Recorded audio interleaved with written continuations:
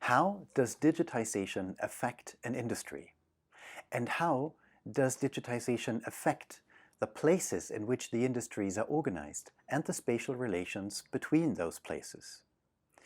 These are the types of big questions that economic geographers ask in order to understand the organization of the space economy. In this talk, I would like to take you on a journey to understand how digitization has almost disrupted a very tiny industry, the industry of stock photography. We all know its products, but only very few of us might know how this industry actually works. I think we would all agree that many events that we experience are memorized through iconographic imaginations. Just look at the example displayed here, where the two leading German newspapers, the Frankfurter Allgemeine Zeitung and the Munich-based Süddeutsche Zeitung, display the very same day, the very same photograph of how Angela Merkel welcomes US President Barack Obama at the Castle Elmau in the German Alps.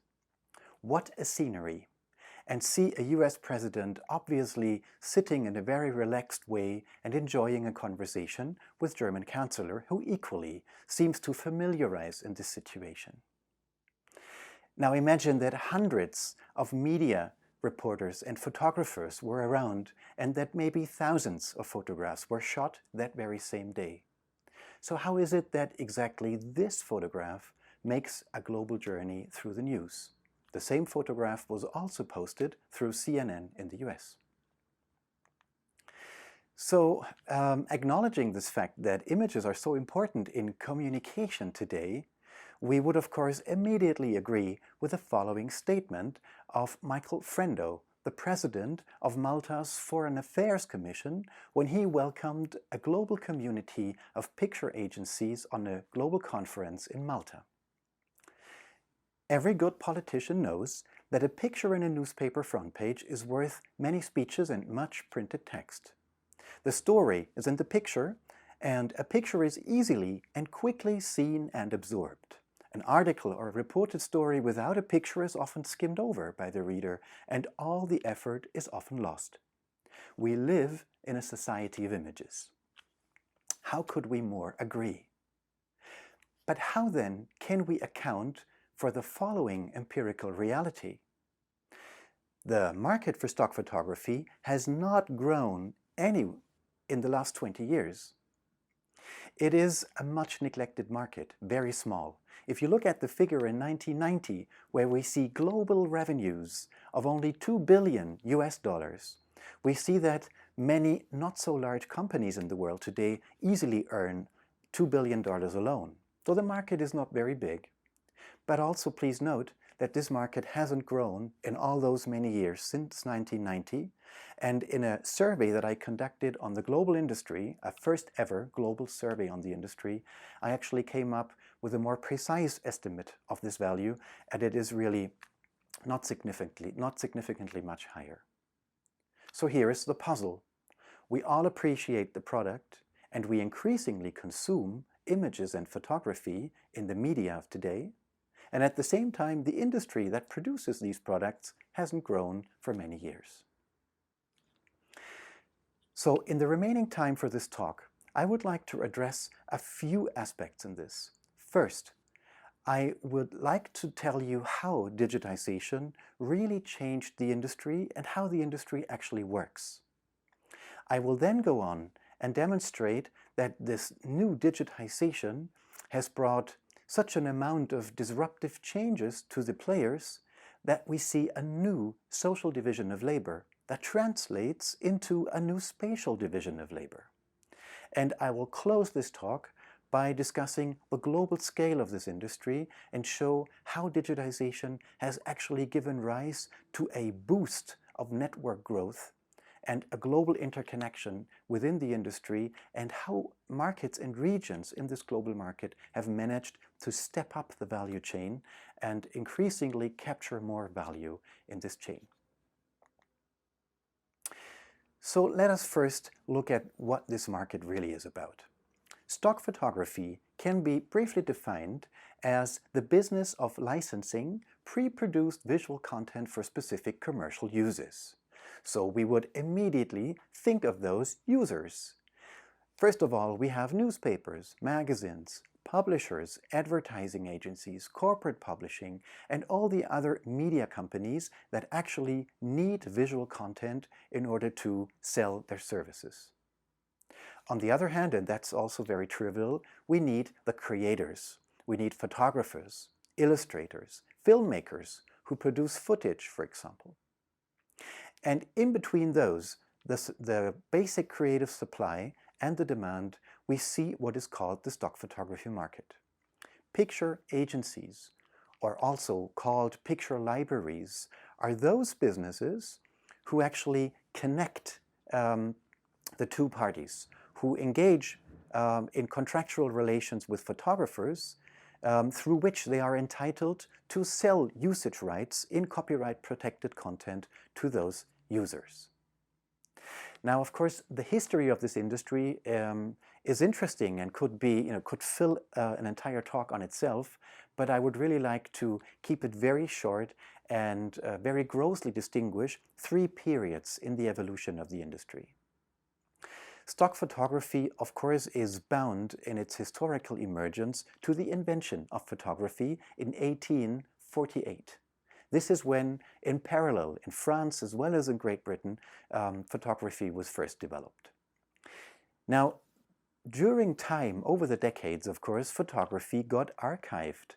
And at some point, newspapers and media people recognized the opportunity to actually gain additional profits by reusing existing archives of photography. And so the first picture agencies established around the 1920s or so and continued to grow and establish to make a business out of already existing visual content.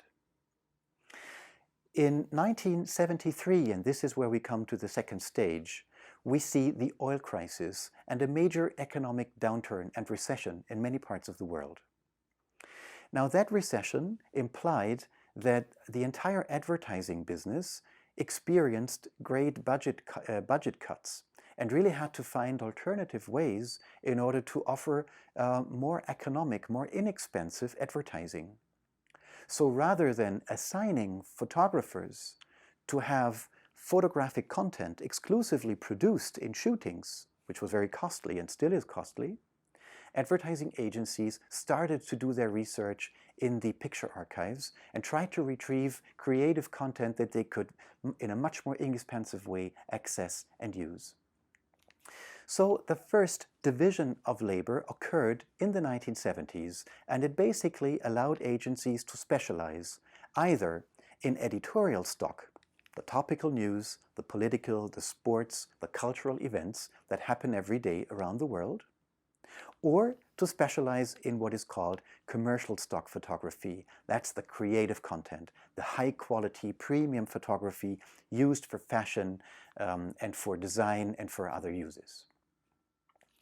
Now just see how such a traditional picture library worked. This is a photograph of the Bettmann archive. Otto Bettmann, a German migrant to the US, who had this archive established in New York, and it later was acquired by Bill Gates' company Corbis, a major player in the field of picture, of stock photography. And please read this quote to see how then the business worked, because of course this is a physical archive where all the photographic negatives are stored, and whenever you want to use a photograph, you need the help of someone to find the right negative and then have it developed into a positive print. The perennial problem for the user is how to access the many thousands of images available. Library researchers do their best to interpret and satisfy phone and fax briefs, but most encourage personal visits. Ultimately, the best approach is for clients to come in and search themselves.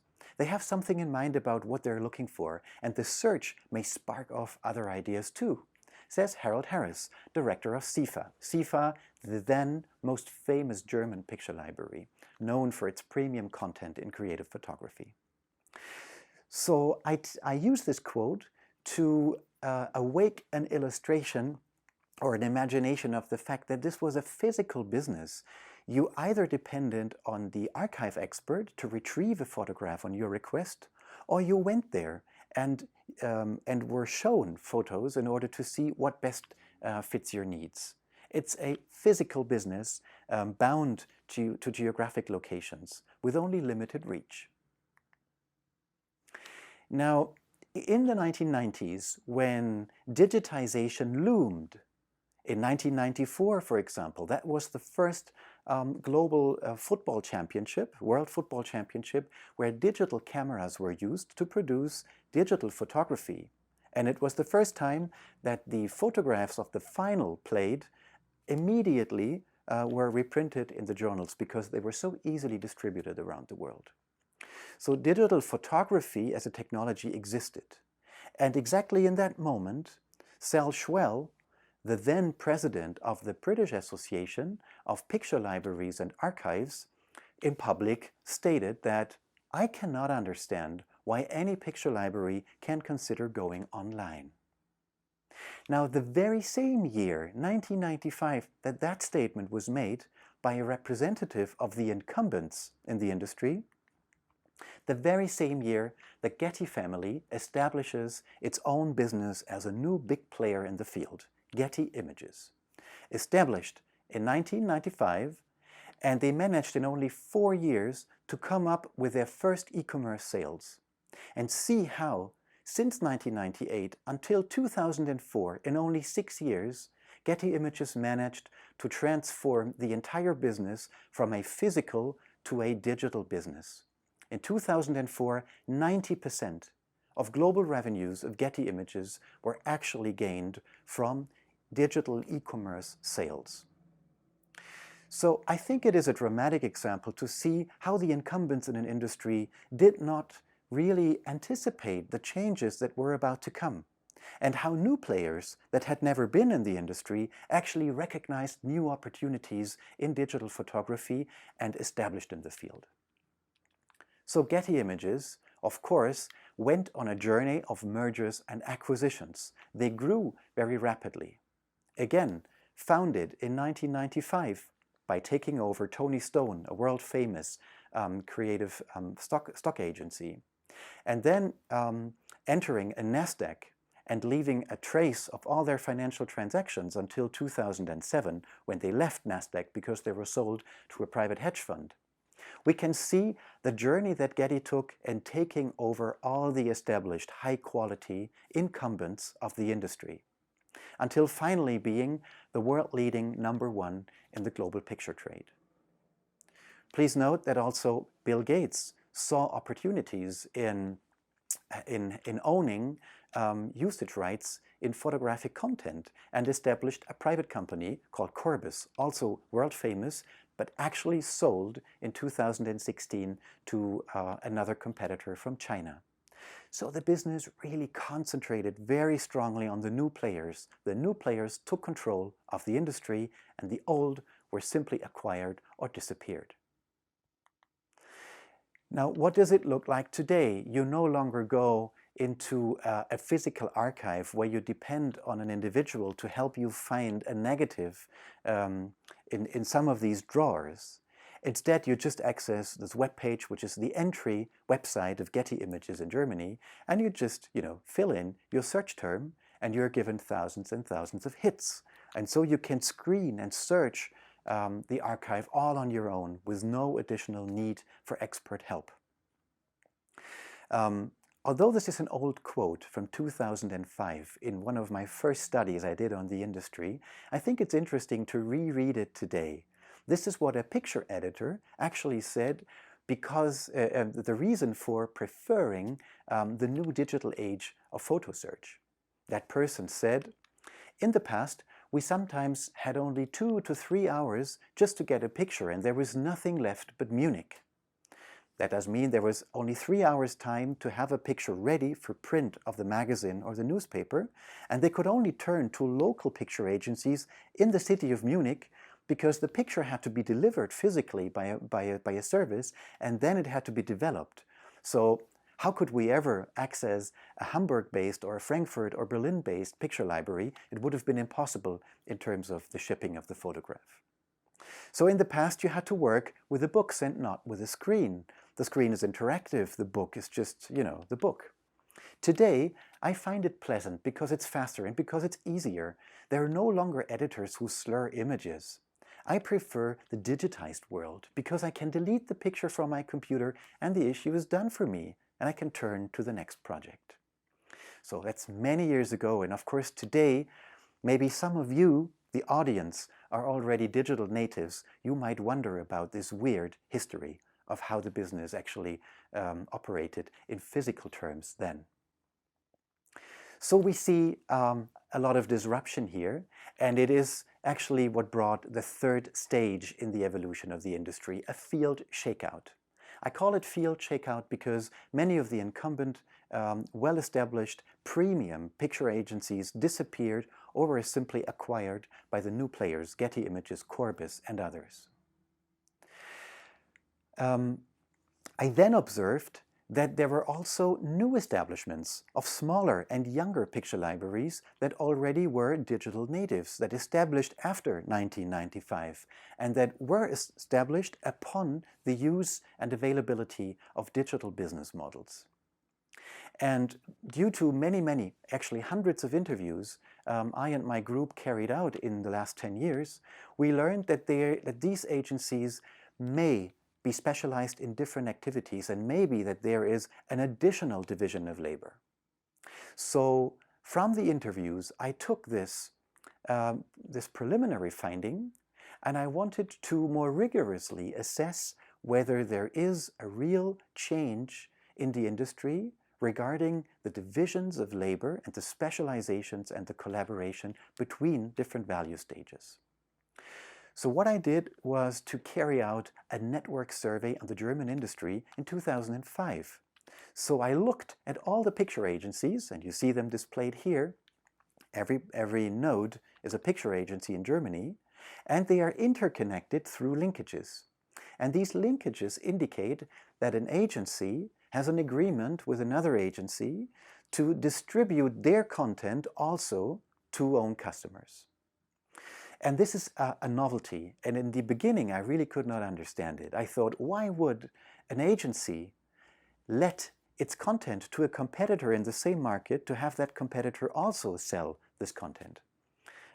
We both reach the market. But I had to learn that these sales partnerships were a new phenomenon and that they were the source of building a very densely interconnected network among picture agencies in Germany. So how does this logic of divisions of labor, the editorials, the creatives, and now the more production-oriented collecting agencies and the more market-oriented distribution agencies, how does that fit the story of this observation? Without going into much detail, I would like to very briefly illustrate how an advanced technology in social network analysis, which is called pre-specified generalized block modeling, enables us to actually really test such deductive theoretical models on a real data set. I will do it very simply and straightforward, simply by pointing to the images. So first of all, here you see the empirical snapshot of the network of collaboration between picture agencies in Germany in 2005 as reported by the agencies. Here you see the deductive theory, the model that I have on the divisions of labor. Very briefly, the classics are the creative, the commercial picture agencies focusing on advertising, expensive, premium, exclusive photography. Their portfolio is unique and must be protected, so they do not collaborate with anyone. The editorials, those that collect photography every day on every global news event, they need to collaborate among themselves. They have international networks through which they circulate photography on Joe Biden becoming the new president of the US and all the images that you need in order to report this in German newspapers, and so on. And here, down there, there's the new division of labor between those that I call collectors Collectors are picture agencies who do not collaborate among themselves and who do not collaborate with the old guard in the business, but they only distribute their unique content to distributing agencies. And the distributing agencies equally do not collaborate with anyone except for the collectors from which they source multiple content to build large portfolios that are then distributed to the final customers. So using block modeling techniques, what you actually do is you try to fit the network by redrawing it exactly to this model. And this is what we see here in this graph. And we see, and I can argue, and I could defend it in more rigorous terms, that it's actually a very good fit. So we see a number of classics that exactly fit the hypothesis, no collaborations with nobody. We see the editorials who densely trade among themselves, but hardly trade with any one of these. There are a few exceptions, and they would be inconsistent with the model, but the number of inconsistencies is minimal. And we also see the collectors who only distribute to the distributors, and the distributors who only take in new content from the collectors. So this technique in network analysis was useful to find out that there is a really new division of labor. And that is the product of digitization. So that's one of the tangible effects that happened in the reorganization of the industry. In the next step, we would like to check whether the groupings realized through the block modeling actually correspond with what we call classics editorials, collectors, and distributors. So let's take the model again and check for the actual categories or attributes, the characteristics that these agencies have. And this table here really confirms the validity of the model. So what we can see, first of all, is that the collectors and the distributors, those that I argue to be the new players in the new division of labor, they're actually much younger. They're post introduction of e-commerce than the incumbent actors are. Secondly, we can see that the collectors, they have small stock, whereas the distributors have a very large stock. The small stock is much smaller than those of the traditional ones, and the big stock of the distributors is much bigger, or is bigger, than the traditional stocks of the classics. The editorials, of course, deal with an enormous amount of photography given their daily topical interest. Then we can also see that collecting photographers, collecting agencies do not collaborate with other agencies in collecting. So this value here is close to zero, really. Whereas we can see that distributors really have a massive amount of images coming in, not from photographers, but from supplying other agencies, from collecting agencies. And this is a big difference compared to the traditional types of agencies in the market. And finally, we can also see that collectors are very specialized in what they're doing. They specialize on certain topics and themes, such as health, or research, or landscapes, or tourism and travel, or celebrities, or other content, whereas the distributors are the least specialized and the most general in terms of their content compared to all other types of agencies in this new division of labor. So the combination of block modeling and checking for the characteristics of the agencies really tells a very clear story. But how does this new division of labor actually translate into the spatial organization of the industry? And that is, of course, a particular interest of a geographer. You may be familiar with a popular book by Cairncross, The Death of Distance, The End of Geography. There, essentially, he argues that companies will locate any screen-based activity anywhere on Earth, wherever they can find the best bargain of skills and productivity. Well, that's a theoretical opportunity, and it would imply that now you could locate wherever you wish, as long as you're connected to the internet and that you can participate in the circulation of photographic content.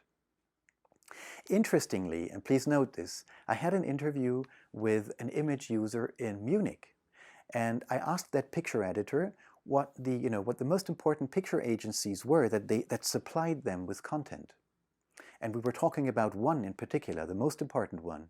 And the picture editor said, well, yes, the agency is based in Frankfurt, or Cologne, it doesn't really matter. It's the picture that counts. So this person wouldn't even know where their principal supplier was located, because that person would only use the website to source the images and just download and use them for their printing business.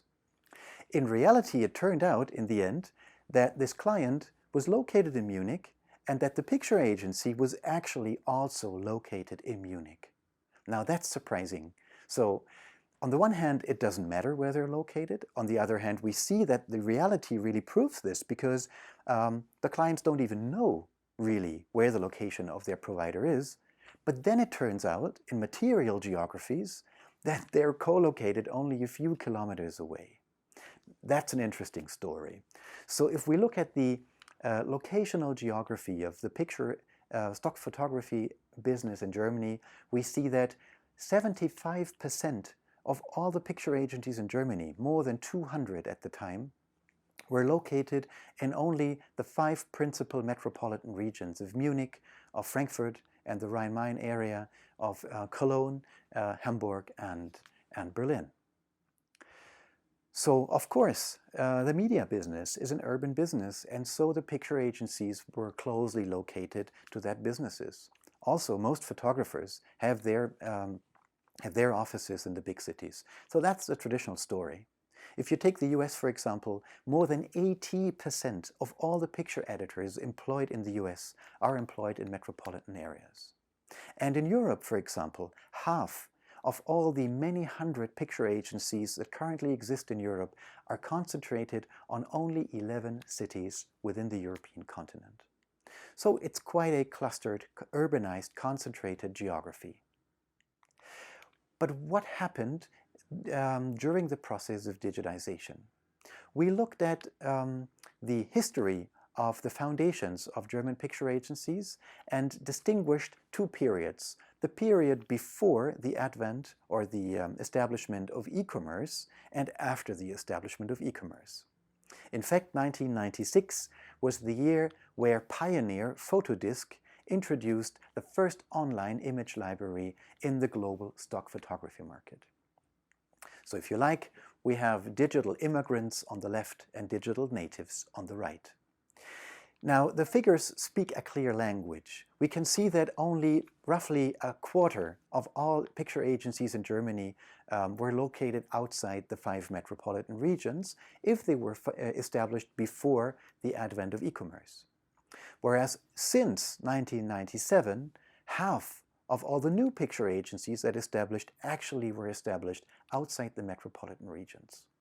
So what we observe, although the numbers are not very large, but they are still truthful and valid for the market, we see that with the digitization, the urban attraction has certainly lost their significance, and more picture agencies, especially those concentrating on collective creative content, I would say the creative part of the work, actually tends to locate outside the metropolitan regions.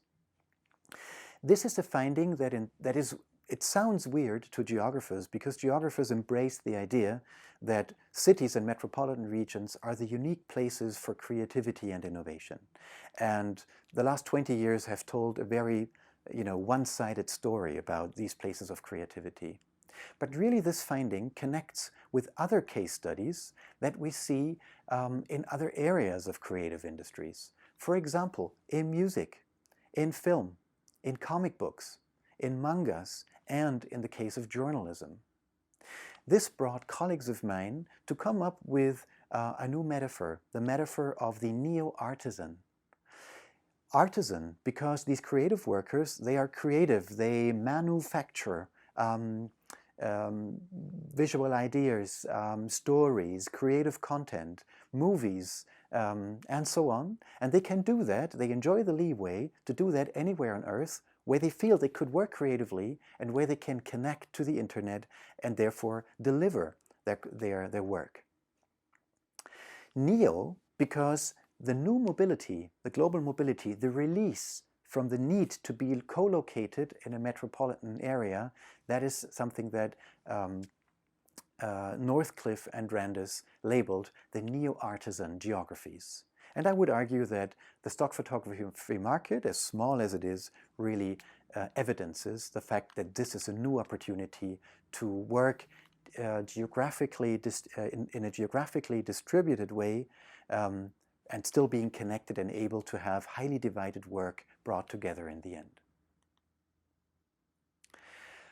So a few minutes before, I said that one of the interesting original consequences of digitization, apart from the disruption and the new players taking over the old, was that the players now began to collaborate with each other in order to distribute their content through many, many parallel chains. I looked at this only at the national level of Germany to demonstrate that there was a new division of labor and a creeping decentralization and new geography arising within Germany. But at the same time, I have seen a global network rising. All these sales alliances are, of course, also attractive to be organized in international scales. And look at this figure to my left here. What we see is the time period between 1980 and 2011, roughly 30 years.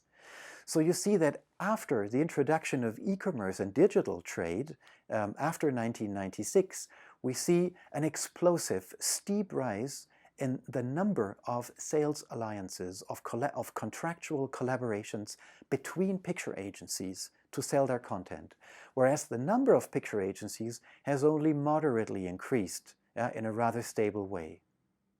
And the gray columns in this graph indicate the increase in the number of global events, congresses, conferences, places, temporary places where the industry gathers for a few days in order to rewire their networks.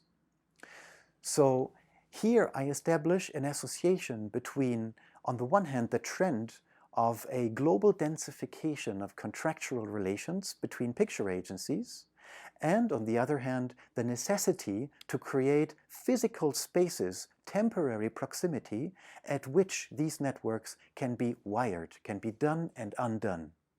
And this is exactly what an interview quote demonstrates that I had in an interview with a picture agent at the world's biggest conference, the CPIC conference in London, a few years ago. Rather than studying what other agencies do, because that can be completely done from home, because it's digital, that person highlights that I am not looking at visual content on congresses. I am looking at content in the privacy of my house during the time that I have. Here, on the conference, I need to network with as many different people as possible. In previous CPICs, like in Florence, I had 71 meetings in 3 days. Now, it's up to you to calculate how much time you have for a meeting if you have to allocate 70 meetings in 3 days. If you do that, and if you discount, the hours of sleep and the dinners, then you would come up with, maybe 15 to 20 minutes during all professional day to meet people continuously. And this is exactly the activities that were conducted on those conferences. These are temporary places of very dense relational work, if you like, of making and unmaking network relations, and this way connecting the global industry. So, in the last part of my presentation, I would like to move on to the global scale of the world market of stock photography. This map here is an illustration of the outcome of our global survey a few years ago, which displays the geographical distribution of all the 2,500 trade relationships between picture agencies around the world. So how have new players been able to get integrated in this global value chain? Fortunately, we can see that after the introduction of digital technology in 1995, formerly less important regions such as Asia or Latin America or even Australia have actually experienced the establishment of new players. And so we can see that there has been a geographical expansion of the global stock photo trade. What I would like to analyze now is the idea of upgrading in value chains. How really dynamic and how open is participation in the global value chain once a technology has permitted the disruption of this market. Gary Giraffi, a development sociologist, defined upgrading the following way. Upgrading focuses on the strategies used by countries, regions, and other economic stakeholders to maintain or improve their position in the global economy. I really embrace this definition because it points to the necessity to understand what a position in the global economy is, and that upgrading is related to a change in the position. However, mainstream discussions of upgrading have focused on activities rather than positions. So the general argument is that if you have better products, if you have smoother processes, if you have more knowledge in the company, and if you sell to various branches rather than just one, then you will experience upgrading. Now that simple typology, as plausible as it might sound, has actually been refuted or disproved by empirical findings, as for example by a study on South African wine industries. Here we see that even improving the products, having better products, may actually put you off in your position in the value chain and be at a disadvantage. So it is not sufficient to have better activities and then automatically upgrade. But what you really have to do, and this is my proposition here, is to understand upgrading as a process of relational work to change and improve your position in the network of the global economy. I would like to familiarize you very briefly with a simple and purely relationally defined CorePeripheral model of the world economy. I distinguish 5 positions. Number 1, the isolates. Isolates are isolate, they don't have relations with the others. Number 2, the core. The core position is simple because it is simply connected to all other positions in the global economy except the isolates. The peripherals are in a position in which they only import or receive content from the core, and that's it. It's a one-way business. Satellite markets are defined as positions that receive content from the core and at the same time deliver own content to the core. And finally, integrated markets are those positions that do the same with the core, they receive and deliver, and at the same time they become a bit more independent in trading among themselves. That is what makes them integrated market positions. So again, I am using the technology of pre-specified network block modeling in order to fit the observed network in our survey, the trade network aggregated to an international trade network. So all the information from the individual firms were clustered into countries, and then we mapped the interrelationships between the countries in this international network. And we fitted exactly this observed network to our theoretical model with an enormous consistency. So the model is very valid and very rigorous. In the next step then, I would like to see whether this relational model that allocates countries according to their relational position actually confirms our hypotheses on value capture. Who reaps the benefits in this global value chain? Again, the findings are rather consistent. First of all, we can see the more proximate you are to the core, less percentages in your revenues you have to pay as royalties to your partners. Secondly, the more proximate you are to the core, the more you sell through your partners. So you enjoy the benefits of actually having a very broad network of distribution, and at the same time you pay little royalties to your partners. And finally, looking at the revenues per employee, we can see that the closer you are to the core, the higher the revenues of an individual agency per employee. Again, a clear indicator of being better off once located to the core. So the core periphery structure works in order to describe the structure of the world economy, the world market in stock photography, but has upgrading really occurred? And this is what we would want to show in the last slide for this talk today. Here we can see that actually quite a number of countries have managed to upgrade from one position to the other, or even several positions, in the course of time between 1990 and 2011. Take Australia, for example. Australia managed to start as an isolate, move on to a peripheral, and move on to become an integrated market in those 20 years. And the upper part of the graph shows you that a few countries, such as China, for example, have managed to leapfrog an upgrading development, that is, jump over some stages and immediately become an integrated market here when started as a peripheral market in earlier years.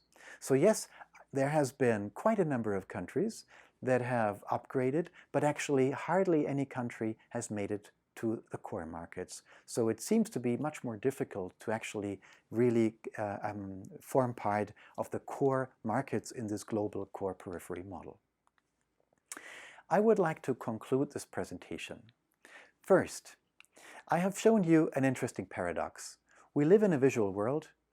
We all love images. We use images ever more than ever before. Ever more images go online, yet the image market has never grown since 1990. That's interesting. So the industry that produces the product hasn't grown, whereas the product is becoming more and more affluent. Secondly, I have pointed to important aspects of disruption that digital technology has implied for new actors taking over the field. We have seen that a few new players, such as Corbis and Getty Images, have actually taken over all the premium players, the incumbent players, and they have revolutionized the business. New legal innovations, new license innovations, new technologies, new divisions of labor, specialization, new business models, and the emergence of an entirely new trade network among the picture agencies. The rise of a global trade network that comes out of this disruptive digital technology has made the photo world in itself much flatter regarding the access and reachability. You can source any photo from anywhere in the world in a few seconds. Yet at the same time, this world industry has become much spikier regarding the concentration of market power. And these are only estimates, it's Getty Images and the Visual China Group, the two leading companies today that easily make up for 60% of the world market, for example. And finally, there are new geographies that come with this transformation and reformation of this industry in the course of digital technology. We see that the old dualism between cities or creative and rural areas or routine work no longer works. But we have seen that the new artisan development is fruit of the opportunities that digital technologies offer. Creative labor has spilled over to non-metropolitan regions. And at the global scale, we have seen that peripheral markets have been able to upgrade their position in an ever more integrated global trade network, and so also reaping more benefits. I would like to thank you so much for your attention in this presentation, and I'm looking forward to discussing this talk and having a live conversation with all of you. Thank you.